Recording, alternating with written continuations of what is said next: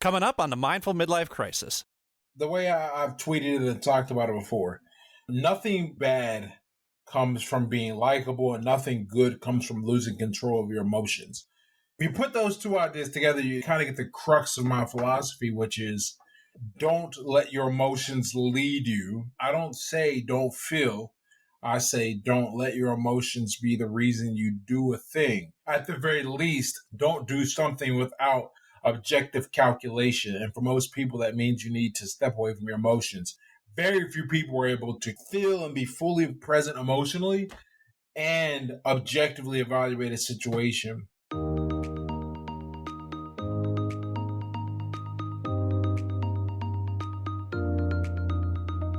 Welcome to the Mindful Midlife Crisis, a podcast for people navigating the complexities and possibilities of life's second half. I'm your host, Billy Lahr, an educator, personal trainer, meditation teacher, and overthinker who talks to experts who specialize in social and emotional learning, mindfulness, physical and emotional wellness, cultural awareness, finances, communication, relationships, dating, and parenting, all in an effort to help us better reflect, learn, and grow so we can live a more purpose-filled life. Take a deep breath, embrace the present, and journey with me through the Mindful Midlife Crisis.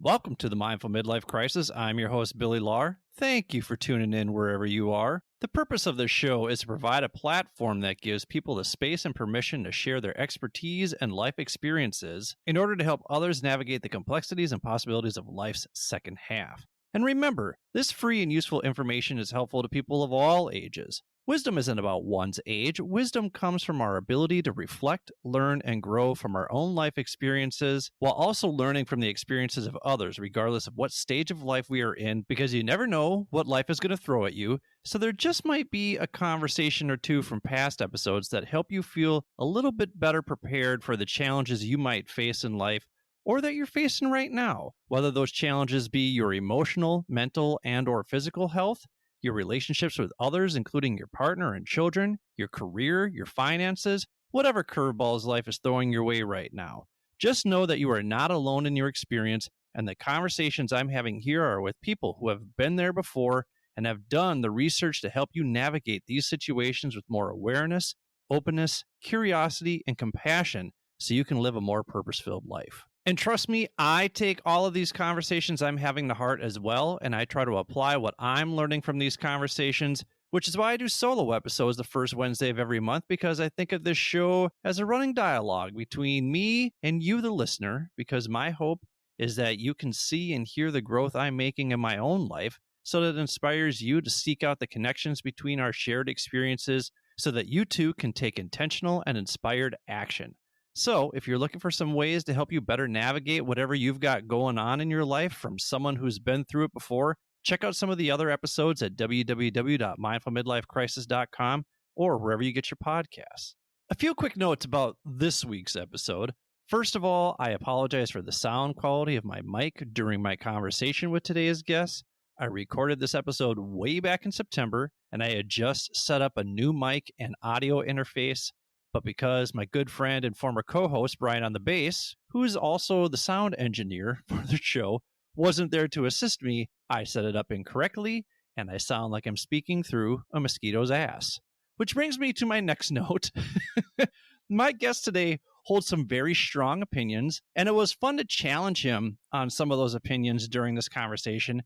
But his language is a bit more colorful and animated than most of my past guests. So if you have kids in the car while listening to this, tell them to earmuff it if you don't want them to learn a bunch of new naughty words. You've probably said them in traffic anyway, but just so you know. Lastly, as I mentioned before, I recorded this episode in September, but it's being released in January. So just as an update, I wanted to let you know that my guest today is now a proud papa. So be sure to give him a follow on Instagram and Twitter and tell him congratulations. All of that information is in the show notes. So with that, let's meet today's guest. Our guest today is Ed Latimore. Ed is a best-selling author, former professional heavyweight boxer, and competitive chess player. His writing focuses on self-improvement and a practical approach to Stoic philosophy. He is here today to discuss why he thinks humanity is doomed and everything is fucked. And I'm going to try and convince him that maybe things aren't so bad. So welcome to the show, Ed Latimore. Hey, thank you for having me, man. I'm happy to be here. I had to remember where that was from. And I was like, oh, yeah, that's right. I made a thread about that. Yeah. Your social media posts are pretty entertaining because you kind of go with the tough love approach. And, there are some things in there that I'm like, boy, that's real tough. I kind of want to talk to Ed about that, see where that's coming from, because your life experiences are pretty wild and have shaped this Stoic philosophy that you have. So I just want to talk about that and get into some of these other things too. But what we always do to start off the show is to talk about the 10 roles that our guests play in their life. And you have your author, chess player, boxing coach, expecting father, partner, SEO writer, teacher, student, and creator. So just really quickly, congratulations on being an expecting father. Thank you. I'm excited. I mean, I hope the kid's excited. I mean, I know he's not. He doesn't even know what's going on. What are you having? Do you know? A boy. A boy. Congratulations. Yeah. You got the name all picked out? We got some ideas. We're pretty set on what we have now. We thought we were pretty set, 2 months ago. So it just keeps jumping around.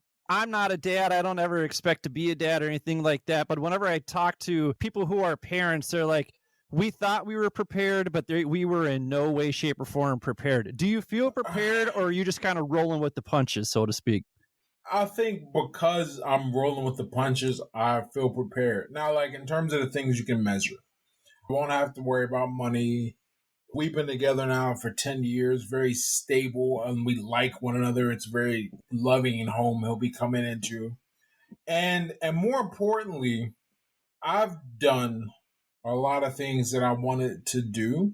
So I'm not going to feel resentful for anything I can't do with the kid. And furthermore, and this is the most interesting part to me, there's this whole community of people with kids, right? And it makes sense. And so it's just a different world. To compare it to, I think what I'm looking forward to is like when I discovered the world of people who don't drink. I was like, wow, there's a whole world of people who don't drink.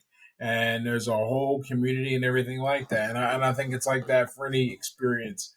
You get to find out the people who are like you and doing things like you. It should be fun. Well, and that's one thing that you and I share in common. I didn't drink during the school year. Back when I was in education, I would take 9 months off and do like an alcohol sabbatical during that time. And then during the summer months, I would have one or two here from time to time. But I had to teach myself how to be a social drinker because I didn't have the addiction like you've talked about in your TED Talks, and we'll link that in the show notes too. I didn't have that physical addiction, but I didn't know how to turn it off when I started. But then if I wasn't drinking, I was like, well, I can handle it. But it sounded like you had that physical addiction to it, and that TED Talk does a great job of talking about addiction. Yeah, people have their ideas of like what addiction is, and I certainly have mine, and they've been modified over the years. And ultimately what it comes down to is this behavior getting in the way or detracting from my quality of life, and can I stop it? If so, once you recognize that it's a problem, then you jump to the next step, which is how big of a problem is it? Can you stop doing it? And if you can't stop doing it at will, and not feeling comfortable and go do other things, you probably have an issue. All right. And that's how I feel. That's how I looked at my situation in my life. I looked at the damage that it was causing me. I looked at the opportunities it was causing me to miss. And I said that I don't know what difference it'll make. At least, then I had no idea. And I don't know where my life would be if I kept drinking. But what I can say for sure is, one, to the first question is, or rather the answer to both questions, I really like how my life is now, and I like the person I am, and I respect the person I am. And I know that wouldn't be possible if I continued to have alcohol as a focus in my life. And because of the type of person I am, when I quit, I'm just so grateful for everything it's brought me. I'm grateful every day. I wake up every day happy that I don't have to worry about a hangover. My girl's not got to worry about getting a call or finding some girl that I was flirting with at the bar or something like that. I've eliminated entire stress points, timelines from my life because I don't drink.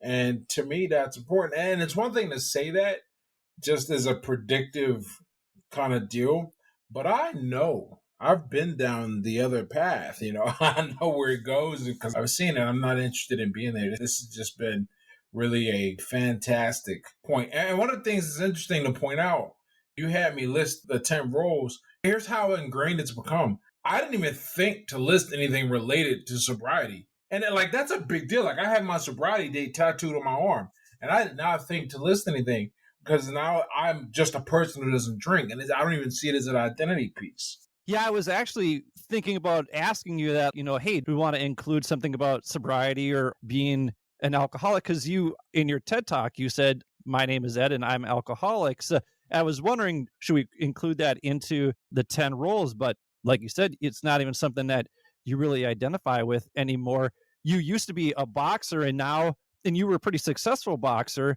but now you've transitioned out of that. And I think some people would say that you cut your career short. And I know you have an explanation for that, but now you make your money publishing articles and doing SEO writing, and you're just a constant creator. And those are two things that you're looking forward to in the second half, as well as being a creator and going from a self-published author to a published author. So can you talk about where that creative energy comes from, why you want to go from self-publishing to published author with a company?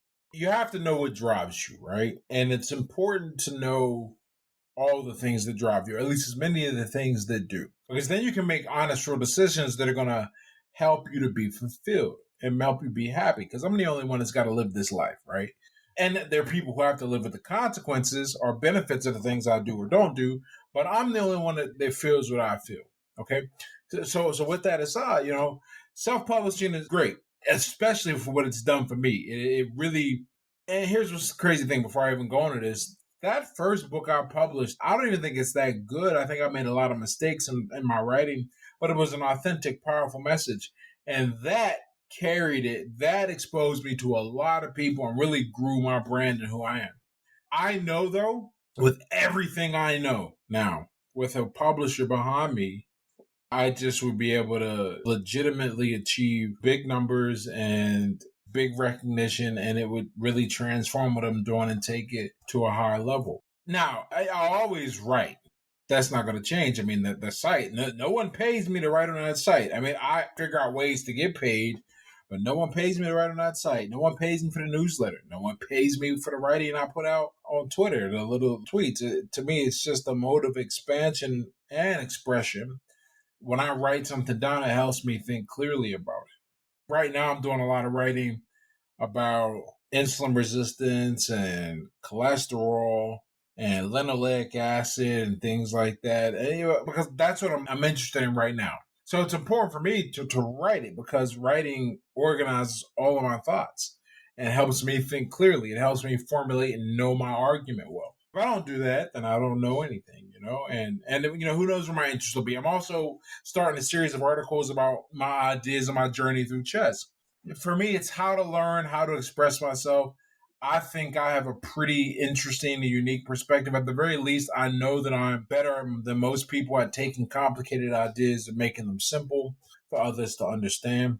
And so that's the appeal of writing to me. And then the appeal of being published is that I get real muscle and help behind the next book. And yeah, you give up a little control, but it gets you into rooms that you don't even know exist, is the best way I can describe it from what I've talked to people about. It's just an amazing thing, especially if you can get it to the bestseller status, and I have all the tools to do that. Well, it's that unique perspective that I want to dive into here today. So what we're going to do is we're going to take a quick break. And when we come back, we're going to talk to Ed about what this Stoic philosophy means to him. Thank you for listening to the Mindful Midlife Crisis. Thank you for listening to the Mindful Midlife Crisis. If you're enjoying what you've heard so far, please do me a favor and hit the subscribe button. Also, giving the show a quick 5-star review with a few kind words helps others find and benefit from this podcast just like you are. Finally, Please spread the wealth of free knowledge and advice in this episode by sharing it with the people in your life who may find this information and my mission to help others live a more purpose-filled life valuable. My hope is that these conversations resonate with others and inspire people to live their best lives. Thanks again. And now, back to the show. Welcome back to the Mindful Midlife Crisis. We are here with Ed Latimore, just kind of breaking down this idea of Stoic philosophy. So I'm not super familiar with this, Ed. So you describe it as Stoic street smarts. What do you mean by that? The idea, right, comes down to this. The way I've tweeted it and talked about it before, nothing bad comes from being likable and nothing good comes from losing control of your emotions. If you put those two ideas together, you kind of get the crux of my philosophy, which is don't let your emotions lead you. I don't say don't feel. I say don't let your emotions be the reason you do a thing. At the very least, don't do something without objective calculation. And for most people, that means you need to step away from your emotions. Very few people are able to feel and be fully present emotionally and objectively evaluate a situation. And the ability to do that kind of makes you appear cold. I know I've gotten that before. So to balance that out, I had to really work on being likable, which means reading and understanding people. And the same skills that allow you to read and understand a person, they also contribute to the ability, or rather to a street smart level of ability. And, all street smarts is reading people. We talk about it as if it is exclusive to people who are like hustlers on the street. But the reality is anybody can be street smart. All that matters is, your willingness to learn things you can't learn in books. It's from experience, from interaction, from mistakes, from reading things, from making decisions based on incomplete information or probabilistic functions rather than certainty and determinism. When you're able to do those things, then you're street smart. And the better you do it, the better you'll get. Occasionally you'll lose, just like on poker.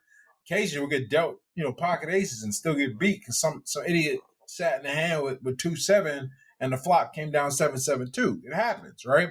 But that's not what usually happens. And over a long enough time, you'll win more hands than you will lose. Well, it's those street smarts that made your story really resonate with me. In fact, the first time I had heard of Ed Latimore was I was listening to the Jordan Harbinger show, and you were a guest on there. And your story was so fascinating and so interesting. I remember exactly where I was in the world because I was in Sagres, Portugal, listening to that interview overlooking the end of the world where you can see the sunset at the furthest point in Europe. And I was just blown away by your story. And I started following you on Instagram because I really like your story and you go into depth in those episodes. But then as I started to follow you on Instagram, I was like, oh, damn, Ed's kind of got a chip on his shoulder right here. He is dishing out the tough love right here into these posts.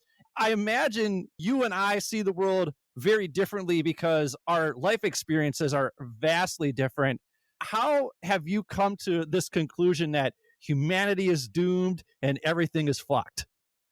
Well, I'm an eternal optimist, but more than that, I'm a realist. And the more I learn about how people interact with one another and kind of what incentivizes and disincentivizes certain behaviors, and my experiences online with our over 190,000 followers, where I get to interact with a lot of people and meet a lot of people, I think our evolution as a species is now going to be driven internally. We're the apex predator on this planet. Nothing will force us to get better. And short of an asteroid or meteor or something that's contagious, but like with the death rate of Ebola, nothing will kill us. And people go, what about nuclear winter? I'm like, no, you don't understand. Like, there's not enough nuclear material. It would be devastating, but we'd be okay. Well, enough of us to continue.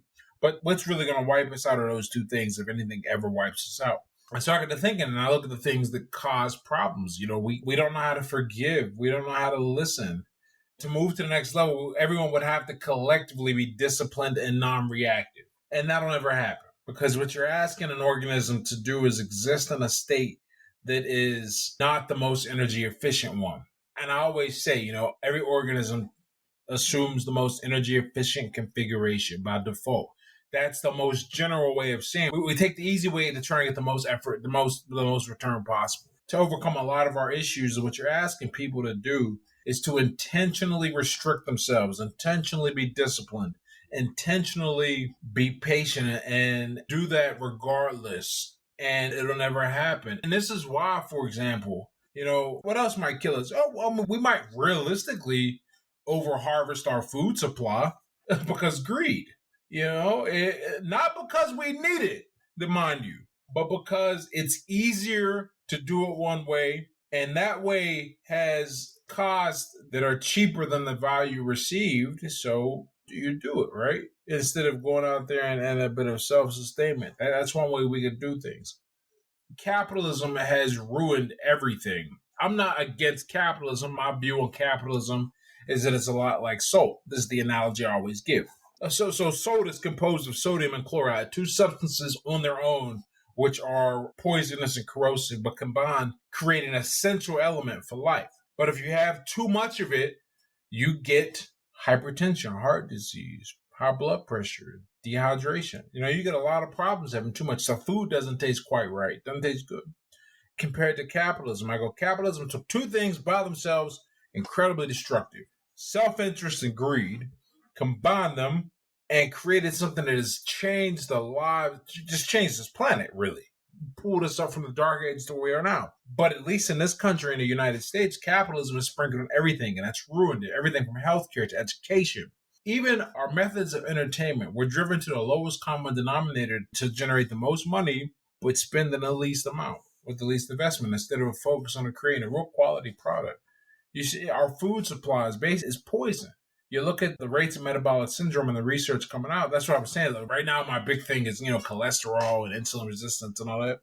And you see our pursuit of cheap and plentiful food and profit has led to us, in many cases, outright deceiving the public.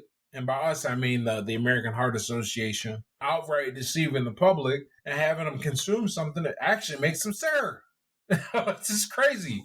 And humanity's always been driven forward by a few different individuals, whether it be spiritually, intellectually, physically, courage-wise. They've always been driven by a few. The problem now that we didn't have in the past is that the others all have a voice, all have reach, and have access to life-ending weaponry. It wasn't always like this. Now the idiots have a voice, and the idiots have the power.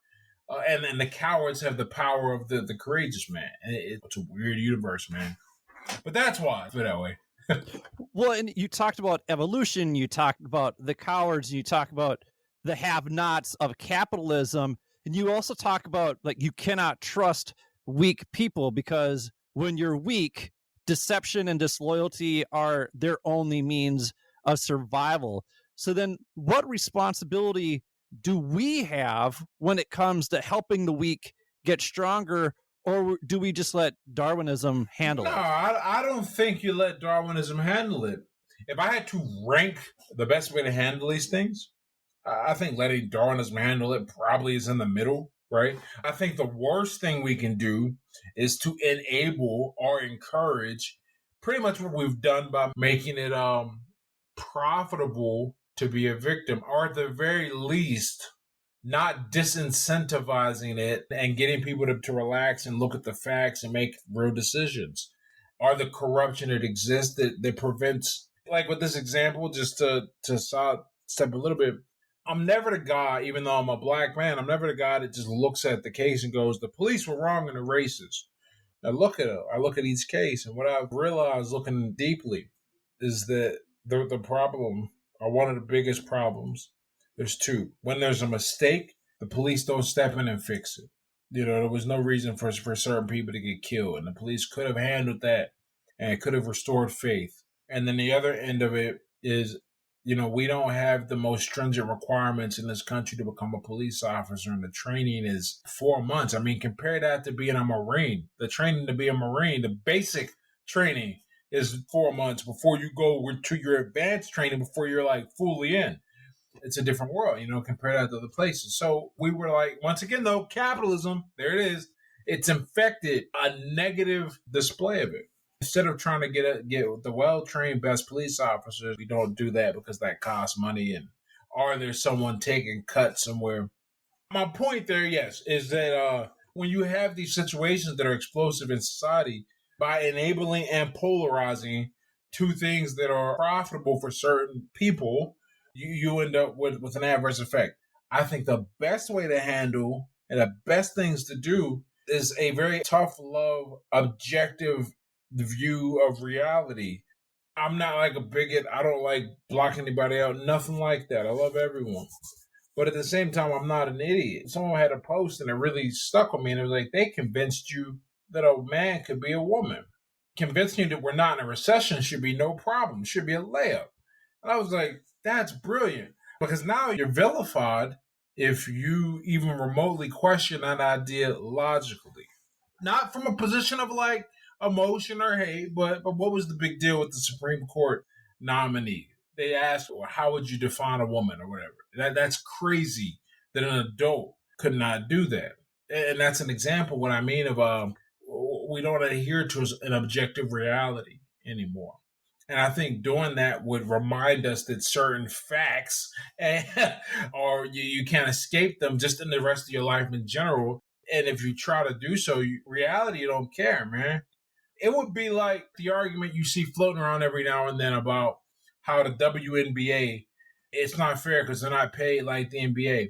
And I sit here and I go, how does one even get to the point where they feel comfortable making that analogy? They get to that point because someone did not explain basic tenets of reality to them.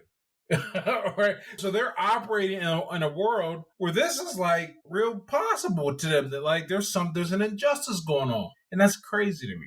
With your experiences in your life and what you grew up with, I imagine that there are people out there who they're in the pull yourself up by the bootstraps crowd, which I talked to Dr. Shree Walker about that too. There's kind of two sides of that, where it's like you have people that want to prop someone up who overcame the odds and as some sort of model and say, see, look what Ed Latimore overcame. How come you can't come up with that? Does that discredit the struggle marginalized populations face, or is that something that people like to say in order to make themselves sound woke? Oh, man, you want to hear something crazy? I have struggled with this internally, and I think I have an answer, but I struggle, right? So I recognize now at 37 years old, and I bring up my age because that's old enough to have watched people who were born when you were like not an adult, but like with real memories, or even as an adult, right? They're adults now, at the very least, they're making adult decisions. And to see kind of how the cycle plays out, and to look at the rest of my family and my peers and see how the trajectory plays out when you look at it. And what I've realized is I'm lucky. There are a lot of things that are different about me from the rest of my peers, and none of them I had any control over.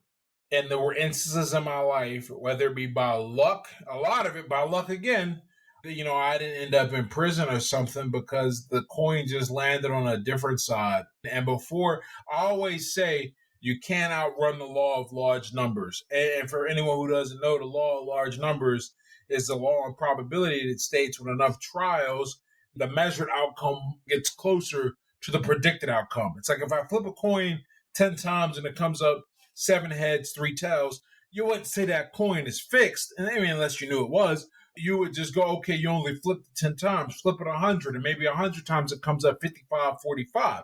That's a lot closer to 1/2. And guess what? If we flipped it 1,000, it would get closer and closer and so on, right? And I always say that to point out that if you keep doing dumb shit, eventually you're going to get caught. There's a great line in Narcos, and where he goes, the bad guys have to keep getting lucky. We only have to get lucky once. And I was like, that stuck with me. So I say all that to say, I am a lucky individual. I had to make certain decisions and choices to put me in a position to have better luck, but even some of those were luck. And the people who are still there, though, there comes a point where you got to make decisions too. Because like when you're 14 or 15, a judge looks at you and goes, you're not an adult, and we're not going to try you as an adult. Closer you get to 18, the less likely that it is to happen. I just looked up a case. It was my cousin's case. I had a fuzzy memory about it, but I figured it was a profile enough to be in a newspaper, so I looked it up, and it was. He's 17 years old. Decided he was going to, this is 1990, decided he was going to take a taxi, knowing he didn't have the money. When they got to the destination, the taxi driver was like, okay, where's the money? He said no. They got into an argument. He shot him in the chest, killed him. He's doing a life sentence right now. But he was 17, and they tried to get him tried as, that was part of the docket. They tried to get him tried as a juvenile, but they were like, fuck no. Not only is he not that juvenile, he shot a man in his chest for asking for his money. It's crazy. And here's the crazy part about that statement. I got a cousin right now. His brother, in fact, doing the second time in jail, doing 12 to 24 years, will probably do closer to 20. He wasn't even born when the brother did this, but he was raised in the same environment by the same mother with the same lack of resources. And I see this, and I look at the rest of my family, I look at the rest of the people I know, and I go, look, for every me, you know what survivor's bias is? Where you look at the people who succeeded, and you go, oh, that's possible. And instead of looking at the thousands who failed, and then using me as an example, what can happen. And when you have that type of humility, because that takes a lot of humility to be like, yeah, I worked hard, I'm smart, whatever, right? But at the end of the day, man, there's a lot of shit that didn't swallow me up before I got my mind right. Especially why do you think I drank so much? It's not what a normal person does. But I had to get that under control. Otherwise, it's only a matter of time. I don't know if that's an answer or not. I guess to sum it up, I know you have to make your own decisions in life, but I just cannot in good conscience look past if all you know is bullshit growing up, you're not going to have, and that's one of the things that I got lucky with. They discovered I had an IQ of like 135 when I was 8. So they put me in a gifted program. It was only 1 day a week. 1 day a week, I went to a different school in a different neighborhood, different people, mostly white folks, and I saw something different. And I was like, wow, that was enough to where when I turned 14, or rather when I graduated from middle school, the way our city works is there's a school you feed into for your neighborhood, but you can apply to go on to another one. I told my mom, I said, we're going to apply to go to Shenley, which was across town. I had to catch 2 buses, be out the door by 5:30 in the morning when I was a kid. That makes a difference because the other high school, man, they still killing motherfuckers like at that high school occasionally. My sister went there. My sister's a mess, right? That's how things work. Well, it's interesting that you bring that up because then it ties into the question to nature versus nurture, right? And I was just listening to somebody today on a podcast where they said that psychopaths are actually born. You can actually see their brain is different in a brain scan than a normal person's. But she was talking about this Venn diagram where you have con artists and psychopaths, and there's this overlap of con artists being psychopaths and some psychopaths being con artists, but they can be mutually exclusive because depending on the way you were nurtured, you might have the brain of a psychopath, but you might not ever apply it to the con. Oh, man, I'll take you one step further on that. There are people, you ever see the show Dexter? I never got into that one. That was one show I never got into. So the whole premise of Dexter is that Dexter is a psychopathic murderer, right? But he was raised to take out those urges in a controlled way. And what he decides to do is, I guess he's technically a police officer, but he's a blood splatter expert, is he kills bad guys. A really interesting premise. But you can see the same thing in certain people who end up selected out for the highest levels of the military. And by self-select, I mean first they enlist and then they go on to special services or whatever, right? In this book, On Killing, he talks about this, that most of us don't really, even in war, we're not killers. We're just not built for it. But a few of us, we don't really feel anything. Not only do we not feel anything, there's like battle fatigue. Like you got to rotate in off the line. You can keep them motherfuckers out there forever and they'll come right back like nothing happened. We exist.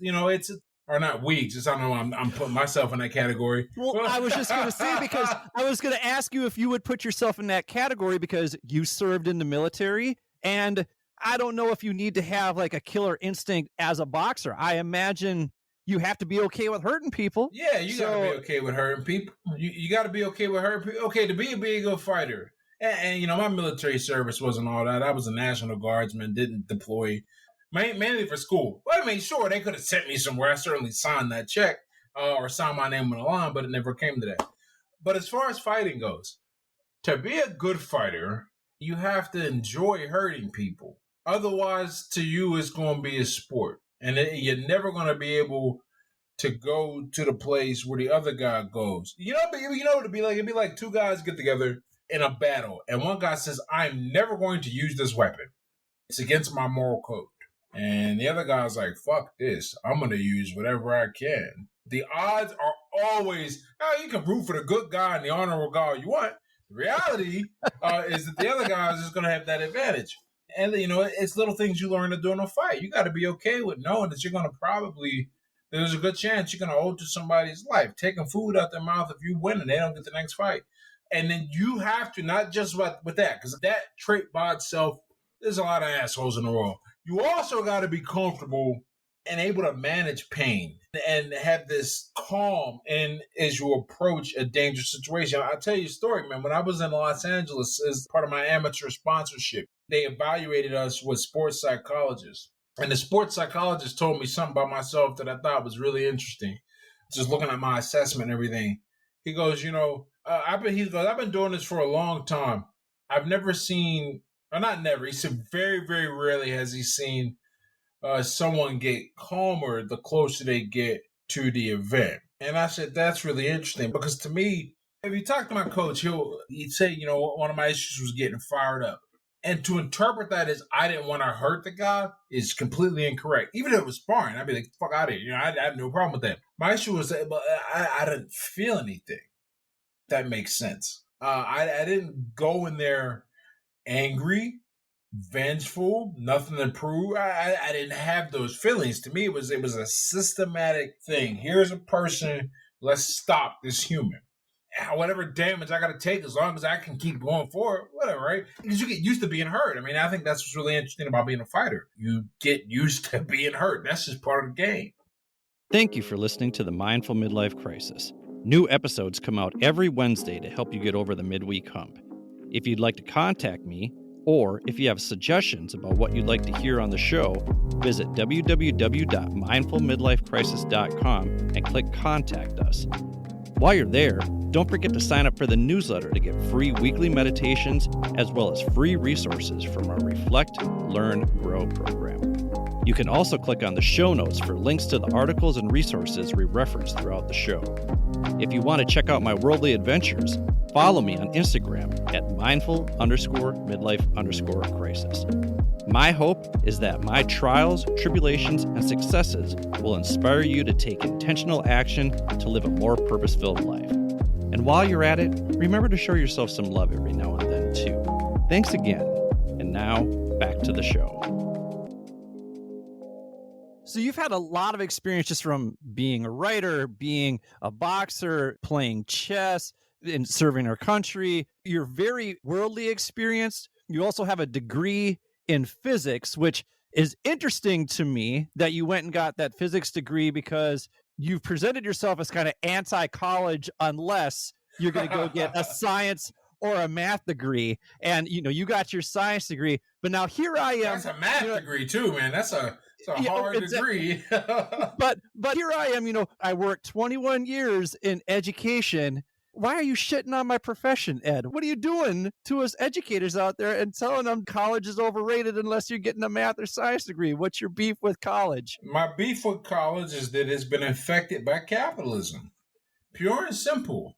I have nothing against education. If that's not obvious, I don't know what else to say. I have nothing against education. What I'm against, for example, is forcing a student to take 2 years of a prerequisite that's completely unrelated to what they're studying, and that would instantly doubles the cost of tuition.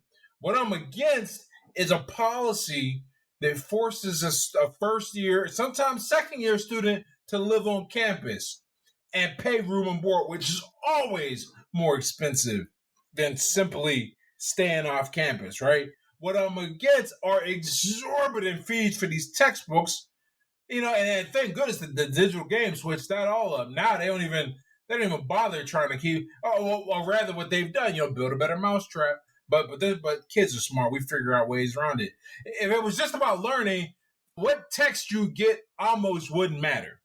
But instead, they're like, you got to go and spend $200 on this book because I'm assigning the questions out of this book. And I'm like, you dirty motherfucker. Like, you could get the questions anywhere, right? But you chose that book to cost $200. It's insane. And here's what the nuts part. They figured this shit out. This is not an accident. They said, okay, this was back in the 70s. They were like, and by they, I mean good colleges, but who did not have the name brand of a Harvard or Cornell or Brown, right? They said, how do we compete with these guys? Oh, the name brand is there. What if we just raise our prices? Because I know a few of the Ivy Leagues, if you get accepted, it's not even, at least that's how it was. I don't know how it is now. You get accepted, you don't even have to pay the tuition unless your family's like rich. You just go, right? But these other schools were like, that's how we'll compete. We'll raise the price. And it fucking worked because people are foolish, right? It worked. Well, so now what you have is a race to the top instead of a race to the bottom, but it's the wrong metric. It's let's make the school cost as much. Okay, and then when you combine that with the incredibly predatory practice of student loans, and what I'm against with student loans, what you're effectively asking to do, and I got a unique perspective on this because I went and got stuck in that machine when I was 18, and I didn't know what the fuck it was. But then when I went back at 30, let me tell you something. I don't know if they did this before, but I had to do it. It took about 2 hours. You sit through a whole thing where you're like, here's how this works. What are you studying? Based on what the projected salary of what you're studying is, this is how long it's going to take you to pay this money back. Like, it was a real education, But I know the average 18-year-old man ain't thinking about that. Some of them are still in high school. Like, they're not even legally allowed to drink. We know their brains, particularly the part of the brain that deals with planning and considering the long term, is not developed till 25. That's why other institutions won't loan them money, won't let them rent a car, won't let them rent a house without a cosigner, but we're going to give them all this money for this thing that's been pumped up to cost more so you can get away with charging them more and extract them in this guaranteed money from the government, but putting the individual on the hook. That's what I'm against, okay? And look, people in Europe look at my shit, they're like, man, you Americans are crazy, right? Because it ain't like that in Europe. At least not, well, I mean, I guess the UK is a little different, but even in the UK, it's not like that because it's not as expensive. That's my problem. You fix that, we'll be all good.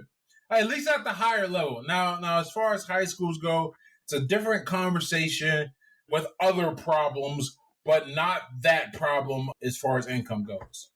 So how come math and science get a pass? And I'm curious why English doesn't get a pass, because you're a writer and you had to learn those skills somehow. Maybe you didn't learn those through an English course. Maybe you just learned it through trial and error. But why does math and science get a pass? Also, I taught English for 15 years. Go.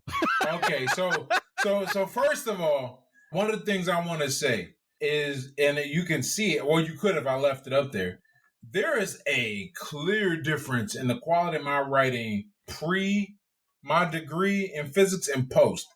Because you know who scores the highest in the GRE? Physics majors on average, because you have to be better than average at math at the worst. But that's so you can describe things with equations, but you also have to be a hell of a communicating orator, and your words and choice has to be incredibly precise. Because some of the things we say colloquially, there's a big difference in physics. For example, I can't just say the car is sped up. What do you mean it's sped up? Oh, you mean it's just going fast. I can't just say turn the volume up. You don't turn volume up. You increase it.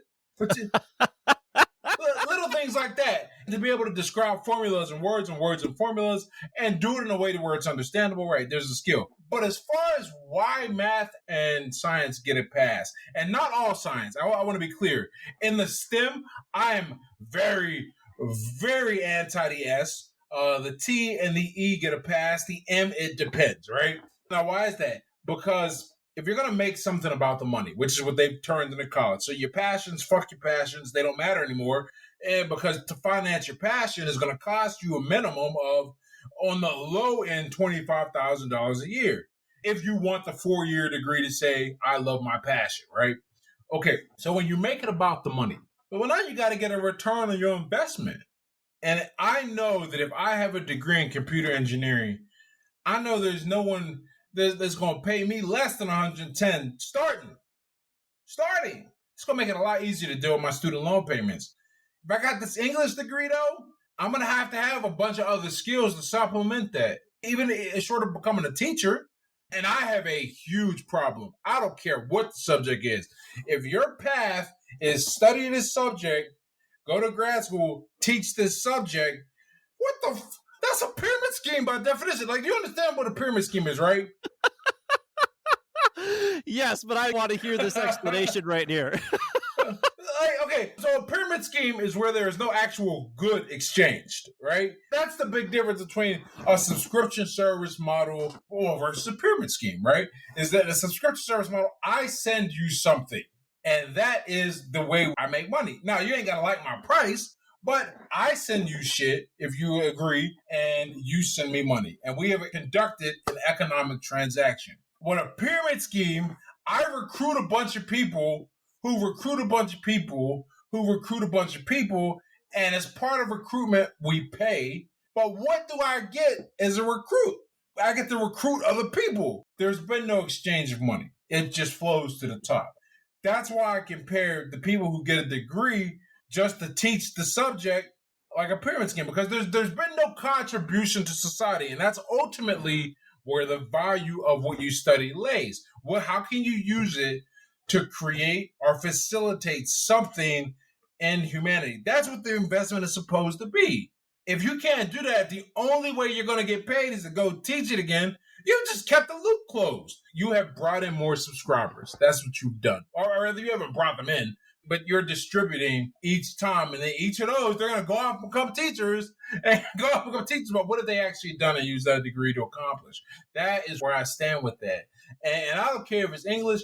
I wouldn't care. Look, here's how harsh I am. It's really hard to, because of the way, what you got to do to progress through engineering, like get an internship, which usually puts you in a position to create and contribute value. But if somehow you only went through your degree and you only used it to go teach later, you bought into the pyramid scheme model of education. You didn't use your degree to contribute. Like, from an economic perspective, you would have been better off doing shit. You'd have been better off driving Uber, man, because you still got to pay that money back. At least when you start driving Uber, you start right there, which is what happens in a pyramid scheme, mind you. You end up owing money to your upline, or not to your upline, I guess technically your downline. I don't even remember the term, but the person that brought you in, you got to keep paying them. That's the only way you keep getting the money from everyone below you. Otherwise, you out. It's the same way with the degree system this way. I lucked out because I went to college in the 90s and college was still affordable. So I got out just in time, and I made sure that whatever my loan payments were, I doubled those. So that way I got those loan payments taken care of. That was the one really good financial advice. How'd you pay your loans back? For the salary that I made teaching. Right. Okay. But it's teaching, but it's okay.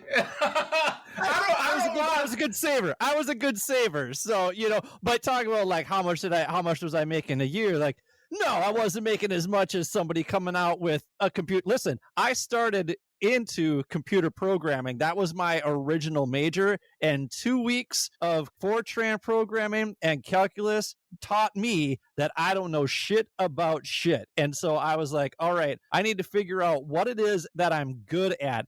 And what I'm good at is I loved reading, I loved writing, and I loved talking about reading, and I loved talking about writing. And I had always been a coach all through my high school days, coaching t-ball, coaching Little League, that kind of stuff. So I lucked out and figured out what I was good at. Now, like you said, but you're not paying for it. Yeah, you're right. But you're not paying out the ass for it. That's the problem today. I lucked out. I lucked out with that time going to college in the 90s, was that it was still affordable. But now I see what you're saying there. Now, I think when you talk about contributions, one of the contributions that I think about as an educator and, as a teacher, as a dean, was I was caring for my students, but I know I have seen you post things that say, listen, nobody cares about you. Come on, I just want to give you a hug, Ed. You know, so don't you think that when we tell people nobody cares about you, it perpetuates a me over we mentality that also reinforces selfishness and narcissism? I can see that being a conclusion one reaches. I think if I was like to rank the logical steps and give them a grade to take with it, I would probably give that conclusion a C plus.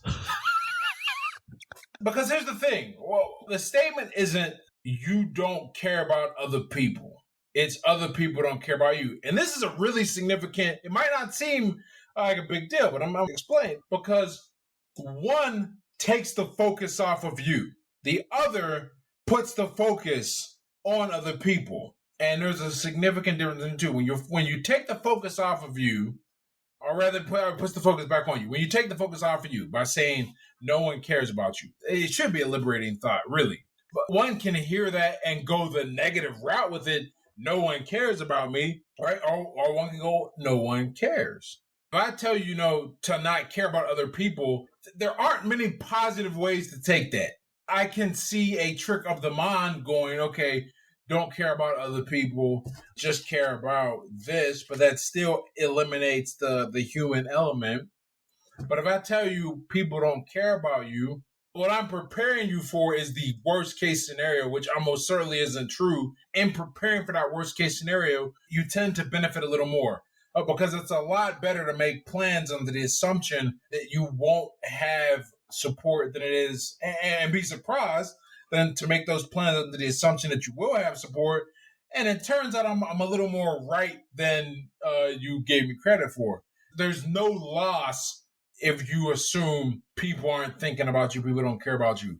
There's a lot of potential for some bad things to go if you go the other way and assume they do. But if I tell you don't care about other people, which is the angle you were taking with this, if I tell you don't care about other people, I think there are fewer positive interpretations of that, fewer ways to go.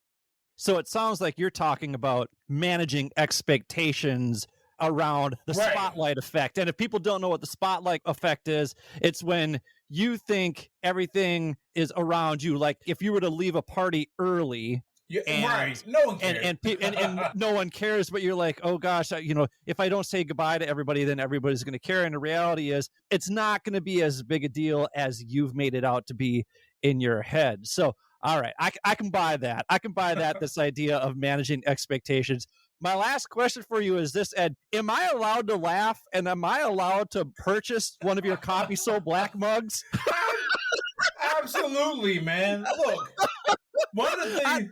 I don't know that I'm going to take a picture of me drinking out of it, but, maybe I'd have it just as a souvenir and said I got this from Ed Latimore. People are so sensitive, and here's when I was talking about why we're all fucked, right? Because I'm very careful with my Coffee So Black jokes. That's why I don't share a lot of people's, because they miss it. They see it and they're overly mean, a lot of the ones that people will send me. And I'm like, look at my Coffee So Black jokes and tell me what you see. In fact, I made a page where I explained every joke. They're supposed to highlight some element of Black culture or Black history in a clever way. Coffee So Black, only 3/5 of its calories count. You need to know history to get that, to understand that. And it's hilarious. Our Coffee So Black, it was shipped across the Middle Passage. You need to know history to get that. Coffee So Black, drinking it makes you late to everything. That's a stereotype, okay? But it's not. I don't think it's mean. Certainly, I don't think it's mean. They're jokes. You poke fun at it, A lot of people didn't like this one or didn't get it, but I explained it on my page. Coffee So Black, Planned Parenthood wants to stop from being brewed. And that is, most of them aren't particularly lowbrow. You need to have some culture, some historical knowledge. Coffee So Black barely fits in your mouth. They play, but they have to work. Like, I want to personify the coffee if I can. I'll tell you one that got me a suspension on Facebook. I said, Coffee So Black, you don't grind the beans, you whip them. And they were like, and somebody reported me.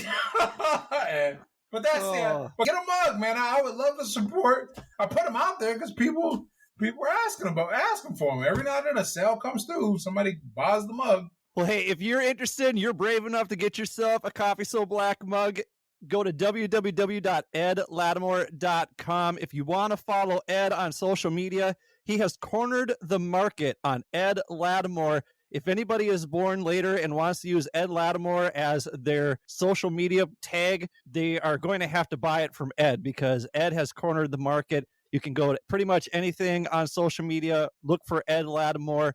Ed, thank you so much for being on the show. I'm glad I got you riled up here a little bit. Yeah, it was a good time, man. It was fun. It was a fun conversation. Very, very unique. Hey, if you enjoyed this week's episode, be sure to look in the show notes for all of Ed's contact information. Don't forget to subscribe to this show wherever you get your podcasts. If you're an Apple listener, you can do that by clicking the plus sign in the upper right-hand corner. Also, please do me a favor and leave a 5-star review with a few kind words. Or if you're a Spotify listener, click those 5 stars under the show art after you click the follow button. If you'd like to share your thoughts on this week's episode, you can find all of my contact information in the show notes as well. Feel free to email me your takeaways from this conversation at mindfulmidlifecrisis@gmail.com. You can also follow me and DM me on Instagram at mindful_midlife_crisis. I'm also on LinkedIn at Billy Lahr, that's Lahr. Or you can send a message to the contact page at www.mindfulmidlifecrisis.com. While you're there, feel free to sign up for the newsletter so you can get access to the free meditations I send out every Sunday. Finally, I know Ed and I would greatly appreciate it if you would share this episode with the people in your life who may benefit from Ed's expertise and life experiences.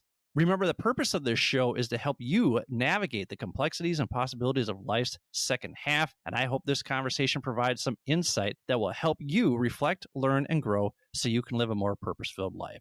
So with that, for Ed, this is Billy. Thank you for listening to the Mindful Midlife Crisis. May you feel happy, healthy, and loved. Take care, friends.